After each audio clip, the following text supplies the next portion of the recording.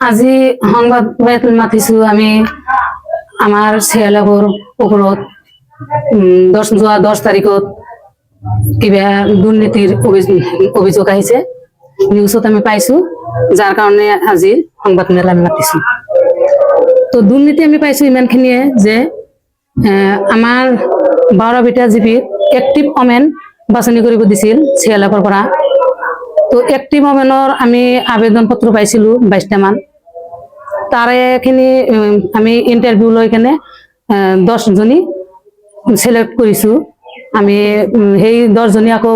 আমাৰ আমিনগাঁৱত গৈছিল যোৱাকালি ডিস্ট্ৰিক্টত মানে পৰীক্ষা পাতিছিল পৰীক্ষা দি আহিল তো তাৰ ওপৰতে যে আমাৰ যে কিবা অভিযোগ আহিছে আমি দুৰ্নীতি কৰা বুলি 4 লাখ টকা খুজিছো মই কাৰো পৰা টকা পইচা খোজা নাই কিন্তু মিছা অভিযোগ দি আছে সিহঁতে কেৱল মোৰে নহয় চেয়ালাগ বুলি কৈছে মোৰ নামও কৈছে মমতাজ আহমেদ বুলি মমতাজ বুলিও কৈছে তাৰ পিছত বিপিএম বাইদেউকো হেৰি কৰিছে গতিকে মই কেতিয়াও নিবিচাৰো যে নিদোষী মানুহক মানে কিবা অপবাদ হেৰি কৰক যিখিনি কথা কৈছে মানে বিত্তীয়হীন কথা মই মানি ল'ব পৰা নাই যাৰ কাৰণে আপোনালোকক মাতিছো যে মই যদি কোৱা নাই হেৰি পইচা খোজা নাই সিহঁতৰ আগত তথাপি মিছা অভিযোগ দিছে তাৰ ওপৰত আপোনালোকৰ নিউজ কৰিছে যেহেতু আপোনালোকে চাব লাগে আৰু তাৰ ওপৰত বিবেচনা কৰিব লাগে হদিয়াৰ পৰা ধুবুৰীলৈ বৰাকৰ পৰা ব্ৰহ্মপুত্ৰলৈ সকলোৰে মাজত চিনাকি এটা নাম প্ৰাতঃ টাইম